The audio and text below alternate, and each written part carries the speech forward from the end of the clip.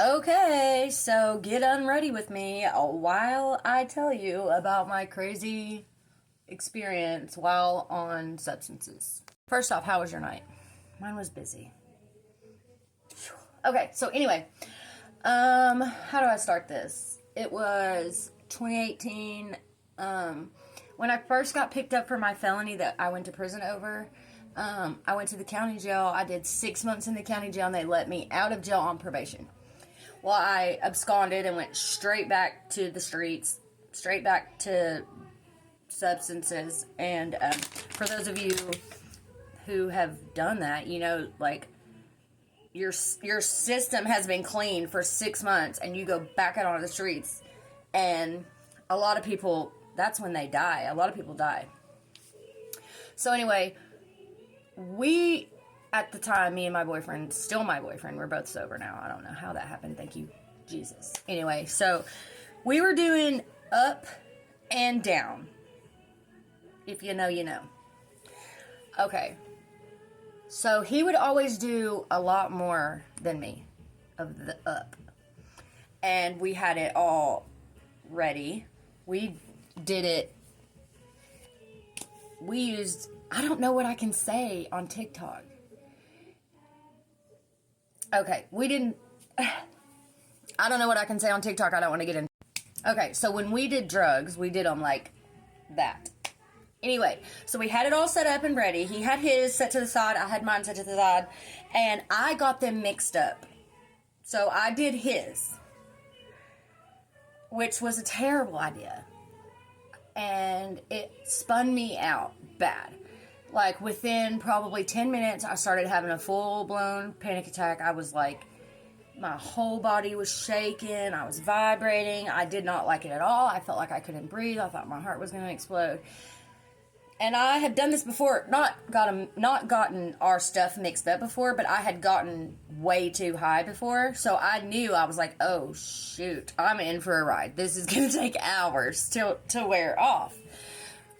And I also know that when I have panic attacks, the best thing I can do is get by myself in a quiet space and just, like, ride it out. It's almost like a trip. It's almost like when you're doing psychedelics and you start to have a bad trip. You just have to kind of get by yourself and, like, talk yourself down like you're not going to die. You just feel like you are. You're not going to die. So I'm laying in bed, and I'm pretty much, like, in the fetal position, and he's right beside me. And all of this experience is going on inside of my head. He has no idea what's going on. He obviously knows that I don't feel good because I did way too much. But in my mind, I'm like progressing from like panic to like, oh, I'm dying. Like, I'm literally dying. And when they say like your life flashes before your eyes, mine did, but it was like slow. It was like, I was having flashes of what it was like when I was a baby. I was having flashes of what it was like when I was abused as a kid or neglected as a kid. I was being taken through this journey of how I ended up exactly where I was. And none of the good memories, all the bad memories, all the trauma. And I just remember laying there thinking, I'm going to die. And I remember hearing like the small still voice, you know, Jesus' voice, that I didn't know that was his voice then. I just remember hearing saying, just, it'll be okay. Like, we'll just lean into it. Just basically telling me, just die. Like, trust that it's going to be okay. It's not, like, if you die, I got you. That's how I felt. But I had to, like, put my physical flesh feeling aside because my physical flesh is freaking terrified. Like, I don't want to die. And I can literally, I'm laying in the bed and I can feel myself sinking in the bed to this, like, dark, just black abyss. I can feel myself sinking into this. But I can also hear this voice, like, it's going to be okay. Lean into it. Like, it's, like, basically talking me out of being scared to die.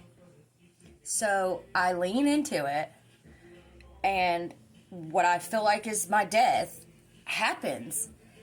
And all of a sudden, I am in this bright light. It doesn't look like a room. It doesn't look like heaven. It's just so bright that I can't see anything around me. It's so bright. And I know that I'm an infant. And I know I'm being held. I couldn't see the arms holding me. I couldn't see my body, but I knew that I was an infant and that I was being held. And I knew that God was holding me.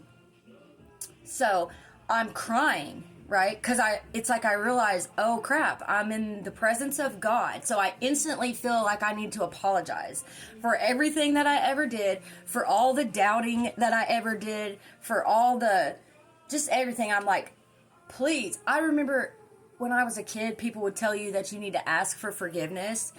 And I would see people get like on their hands and knees and beg for forgiveness. And before I believed in Jesus, I thought like, any kind of God that wants me to get on my hands and knees and beg him to forgive me, like, I'm not doing that. You know what I mean? But in that moment, that was what I did. I don't know if it was just like instinctual or what, but I was like, literally, I was like, please, please forgive me. Please forgive me. I was sobbing. Okay, now, and there's Chris's, which is my boyfriend. There's his version of this too, because mind you, at this point, I'm speaking out loud. He's hearing me sobbing and begging, please forgive me, please forgive me. And I remember when I woke up, I was in Chris's arms. But I remember after I was begging, please forgive me, all of a sudden I started saying like, I want to stay here with you. Please don't make me go back. Please don't make me go back. I don't want to go back. I don't want to go back. I wanted to stay where I was. I wanted to stay in God's arms. I mean, the love that I felt was like nothing that we have here. It was, I have family I love. I had a boyfriend I loved. I have children that I love. And I couldn't care less. I was begging him to let me stay with him. Please don't make me go back. I don't want to go back. And I woke up. And I'm in Chris's arms, and he is sobbing. And he's like, please come back. Please come back. Are you okay? He's freaking out. And I'm going, what happened? So I don't know if I overdosed and he was trying to like wake me up, or if he was hearing me say all the stuff that I was saying. I don't know. But I knew. And I don't even think I told him right away what had happened. By the way, this is that 3 serum from GoPure. Girl, run, don't walk. Anyway, there's his version of the story too, which maybe I can get him on camera. I don't know. He says he'll make TikToks with me, but he's yet to do it, so we'll see. So yeah, I remember the first thing I did when I came to, and I felt like the next morning or something, I wrote it all down. I wrote down every detail that I could remember. And I've read it hundreds of times. I've never forgotten what happened. I've never needed to read it, but I wrote it down because I was like, I'm gonna reread this and I'm gonna reanalyze this and I'm gonna break all this down and because I'm a deep thinker and I'm very analytic and I want to understand. I'm into psychology and philosophy and all that stuff. So yeah, that's the story. I met Jesus. He held me in his arms. He loved me. He saved me. And he's real. Realer than anything that we think is real. So yeah, hope you like the story. Bye, love ya.